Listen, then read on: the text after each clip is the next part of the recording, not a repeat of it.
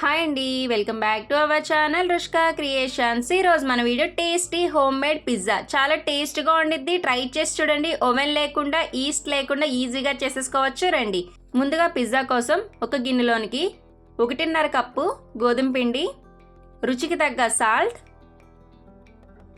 పావు spoon baking soda, పావు spoon వంట సోడా, 1 స్పూన్ షుగర్ యాడ్ చేసుకుని మొత్తం ఈ ఇంగ్రీడియంట్స్ మొత్తం మిక్స్ చేసుకోవాలి. మిక్స్ చేసుకున్నాక పావు కప్పు వరకు పెరుగుని యాడ్ చేసుకుని మరొకసారి బాగా మిక్స్ చేసుకుని ఇప్పుడు కొద్దిగా నీళ్ళు యాడ్ చేసుకుంటూ చపాతీ పిండి కన్నా సాఫ్ట్గా మిక్స్ చేసుకోవాలి. పిజ్జా బేస్ తయారు చేసుకోవడానికి పిజ్జా బేస్లో ఖచ్చితంగా డ్రై ఈస్ట్ యూస్ చేస్తూ ఉంటారు. మనం డ్రై ఈస్ట్ ప్లేస్లో ఇక్కడ పెరుగుని యాడ్ చేసాము. పిండి సాఫ్ట్గా మిక్స్ చేసేసుకుని ఒక ప్లేట్ మూత పెట్టేసి 15 నిమిషాల పాటు పక్కన పెట్టేసుకోవాలి. 15 నిమిషాల తర్వాత ఈ పిండిని చూస్తే కొంచెం లోపల ఎయిర్ బబుల్స్లా ఫామ్ అయి ఉండిద్ది.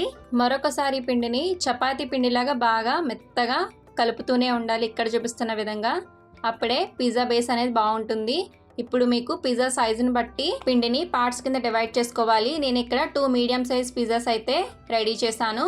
కొద్దిగా పొడిపిండిని చల్లుకుని చపాతీ కర్రతో చపాతీలాగా మరీ మందంగా కాదు, మరీ సన్నగా కాదు పిజ్జా బేస్ని రెడీ చేసుకోవాలి. మీరు ఏ ప్లేట్లో అయితే పిజ్జా చేయాలనుకుంటున్నారో ఆ ప్లేట్కి కొద్దిగా నెయ్యిని కానీ ఆయిల్ కానీ గ్రీస్ చేసుకోవాలి.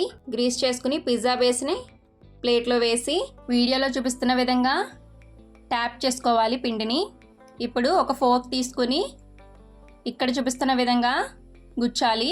పిజ్జా బేస్ పైన పిజ్జా సాస్ని యాడ్ చేసి మొత్తం స్ప్రెడ్ చేసుకోవాలి.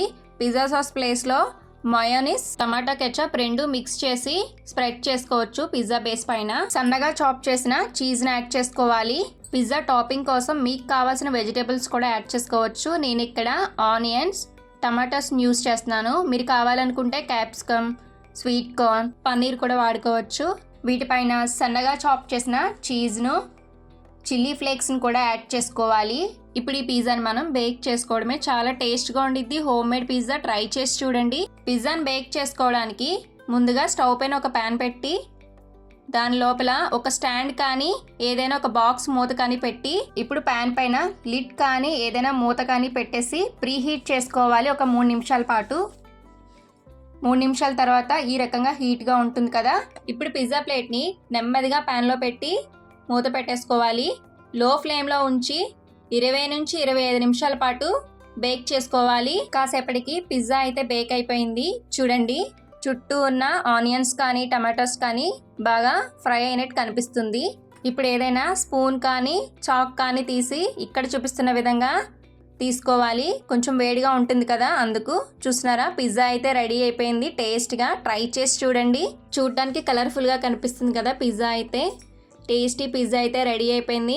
ఇప్పుడు ఈ పిజ్జాని పిజ్జా కట్టర్తో కానీ ఒక చాక్తో కానీ కట్ చేసేసుకోవడమే.